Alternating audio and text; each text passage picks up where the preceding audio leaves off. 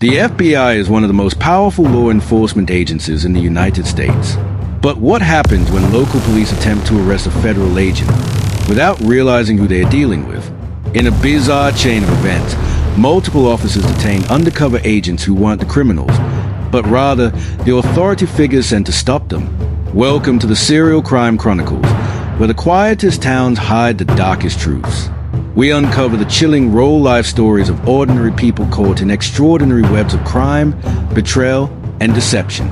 From vanishing waitresses to smiling neighbors turned killers, we bring you the crimes they thought they buried.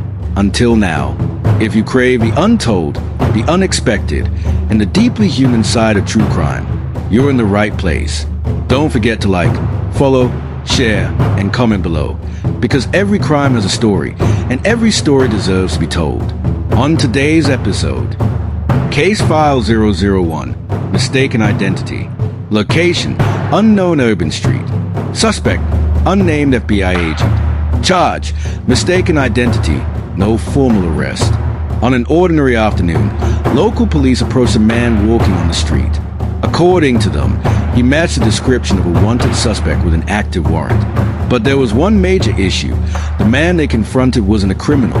He was an undercover FBI agent on assignment. FBI agent, recorded. Why are you harassing me? You're assuming I'm someone I'm not. Am I being detained? Officer, yeah, you are. Agent, for what? The agent immediately challenged the legality of the stop.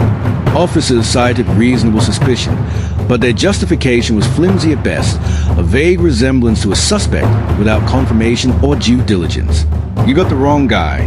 Look at my ID. Moments later, the agent reveals his credentials, an official FBI ID. The officers freeze. Their demeanor shifts instantly. The man they aggressively questioned was not only innocent, but federal law enforcement. Embarrassed and stunned, the officers begin to backtrack. Officer, oh, wrong guy, wrong guy. Agent, call your supervisor. Now. Though the situation was eventually de-escalated, it raised serious concerns about police conduct, racial profiling, and improper use of force. In this case, no charges were filed against anyone, but the damage was already done. Case File 002, the arrest of ATF Agent Burke. Location, Columbus, Ohio. Suspect, ATF Agent James Burke. Charge, none, lawsuit filed. In a more disturbing case, ATF Agent James Burke was dispatched to a home to retrieve an illegally possessed firearm. But before he could complete his mission, the residents, unaware of his status, called local police. And what followed bordered on a takedown. Police, bodycam, get on the ground. Now. Blake, I'm a federal agent. Burke attempted to identify himself, repeatedly, but the officers ignored his pleas. They saw a man at the door. Not a badge. Do not resist. I'm not resisting. Please, my ID is in my back pocket. Even after backup arrived, the situation continued to spiral. Burke's medical condition made it difficult for him to comply. Despite his request, police forced him to the ground, handcuffed him, and kept him in custody for over an hour. Burke, in patrol car. Please, just get my ID. My wife is pregnant. Help me. Eventually, officers retrieved his ID, confirming his identity. But instead of releasing him immediately, they continued to belittle him. Officer, if he is an actual police officer, he ought to be ashamed of himself. Burke later filed a federal lawsuit against the Columbus Police Department for unlawful arrest and excessive force. The case is still ongoing, but Burke's role was permanently affected.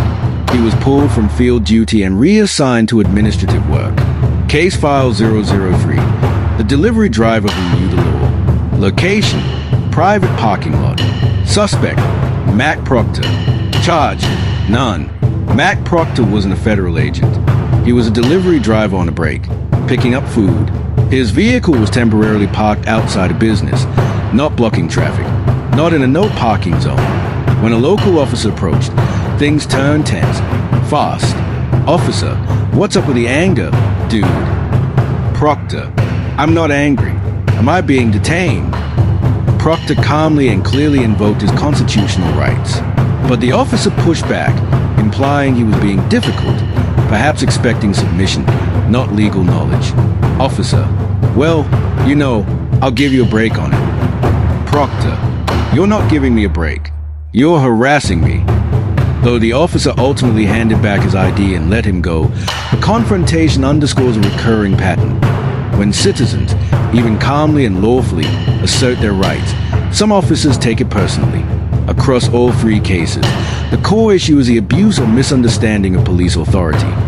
In case 001, officers escalated based on unconfirmed suspicion, almost arrested